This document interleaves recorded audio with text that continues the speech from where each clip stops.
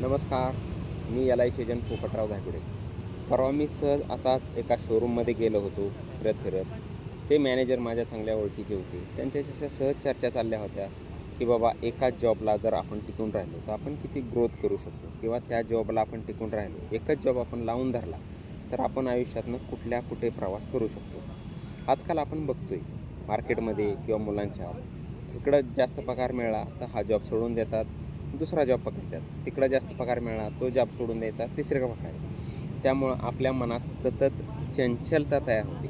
चंचलता तयार झाल्यामुळं आपल्याला जे फायदे मिळाले पाहिजे, जे आपल्याला बेनिफिट मिळाले पाहिजे ते आपल्याला कधीच मिळत नाही. आपण काहीतरी उद्दिष्ट ठरवून जॉब करत असतो किंवा नोकरी करत असतो किंवा आपल्या आयुष्याचा चरितार्थ चालवण्यासाठी आपण नोकरी करत असतो. जर आपल्याला त्या महिन्याचा पगारच व्यवस्थित नाही मिळाला तर आपले सगळे जे आपण महिन्याचं नियोजन केलं असतं ते पूर्ण आपल्या तडीस नेता येत नाही. त्यामुळं माझी ही तुम्हाला नम्र विनंती आहे की कुठेही जॉब करा, कसाही जॉब करा, पण त्या जॉबला धरून ठेवा तुम्ही. त्या जॉबला तुम्ही धरून ठेवलं तर तो जॉब काही दिवसानं तुम्हाला म्हणेल की ह्याला आपल्याशिवाय पर्यायच नाही. त्यामुळे जे यश संपादन करायचे ते ह्याच जॉबमध्ये द्या. लक्ष्मी आहे का नाही हे मला माहीत नाही, पण लक्ष्मी चंचल असते.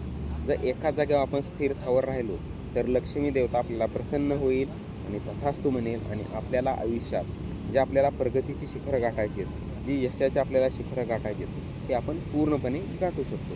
धन्यवाद.